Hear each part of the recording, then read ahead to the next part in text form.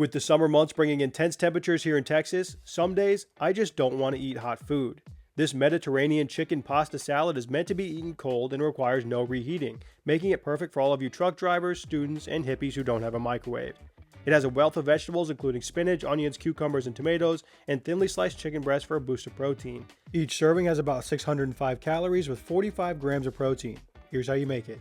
We'll start out with the chicken since it takes the longest. Place a large bowl over a scale and add in 2 teaspoons or 10 grams of oil, 1 1/3 tablespoons or 20 grams of lemon juice, 1/2 of a teaspoon or 3 grams of salt, 1/2 of a teaspoon or 2 grams each of onion powder, garlic powder, and cumin, 1 teaspoon or 1 gram of dried oregano, and 1/4 teaspoon or 1 gram of cayenne pepper. Stir everything together until combined to create your marinade.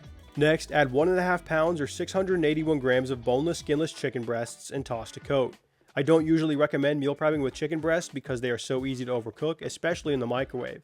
However, because this meal is supposed to be eaten cold, let's slap them babies down. To cook, I placed them into a casserole dish and covered it with foil to keep some of the moisture locked in. I baked it at 400 Fahrenheit or 204 Celsius for about 25 minutes or until it holds 155 degrees Fahrenheit for at least a minute. On to the noodles. I've been paying more attention to my fiber intake as of late to try to keep my gut healthy to make strong browns, so I'm going to use a chickpea pasta. You can use whatever kind and shape you want. Make it with one giant lasagna noodle for each meal. It might be kind of hard to eat, but it would be sick.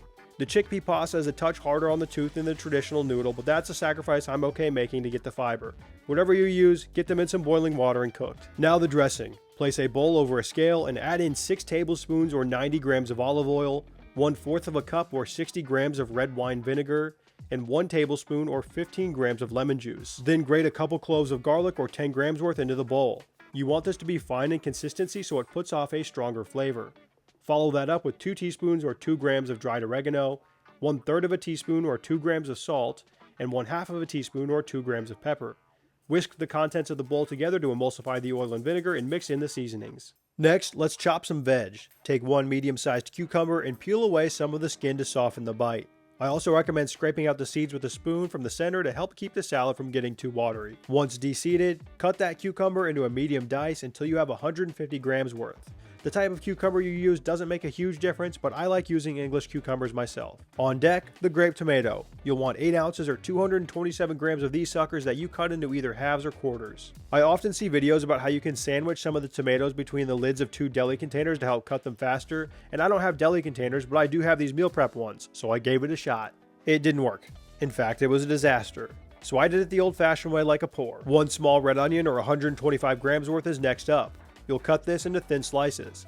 Place the onions into a bowl and rinse and soak them in some cold water while you prepare everything else. This is going to help give the raw onion a more mild, pleasant flavor. At this point, my chicken timer had been going off, so I pulled the dish from the oven and I plunged a thermometer into the biggest breast. Once I confirmed it was at temperature, I set the chicken aside to cool and I moved on to take care of my noodles. When these were ready, I drained and rinsed them with cool water to stop the cooking process. Then I placed a large bowl over a scale and dumped them into the center. We can now begin the construction process of the salad, starting with all the vegetables in the pasta. So to that bowl, add in your drained red onions and all of your tomatoes and cucumbers. One more vegetable addition to ensure that we are becoming the healthiest people to ever live is 5 ounces or 150 grams of baby spinach. Then grab your dressing, run the whisk through it one more time to mix everything up, and dump it into the bowl. Then stir, stir, stir, toss, toss, toss until every last surface of that spinach, every noodle, and every piece of tomato and cucumber is completely coated in the dressing. I like to dress the noodles and the vegetables before I add in the chicken because the chicken is greedy and will soak all the dressing up, and we want that all to go to the vegetables because let's be honest,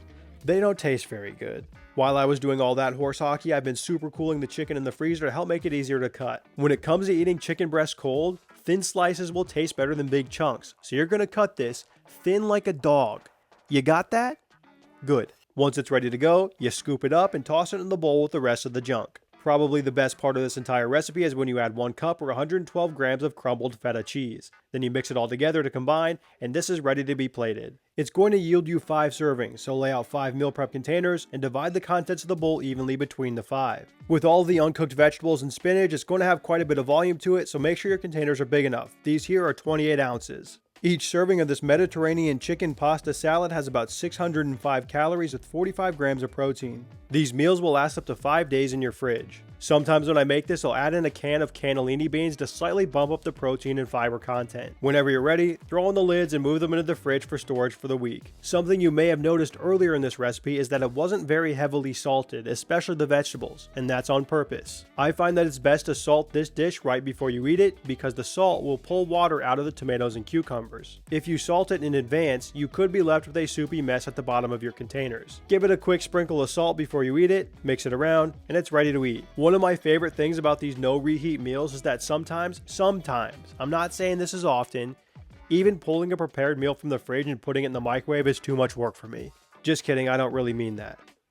I think. I don't have a ton of these meals that are meant to be eaten cold because I do think hot food generally tastes better, but with some of these temperatures in Austin, a cold meal just hits the spot sometimes. And I know there's a handful of you out there who don't have the ability to reheat your meals at work or school, so I hope something like this can give you a new idea of what you can bring.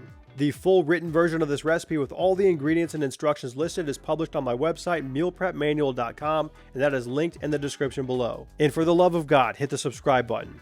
And if you don't, I'm going to be forced to add you to my list of rivals. If you're looking for more meal prep recipes, YouTube thinks you're going to like these ones linked on the screen now.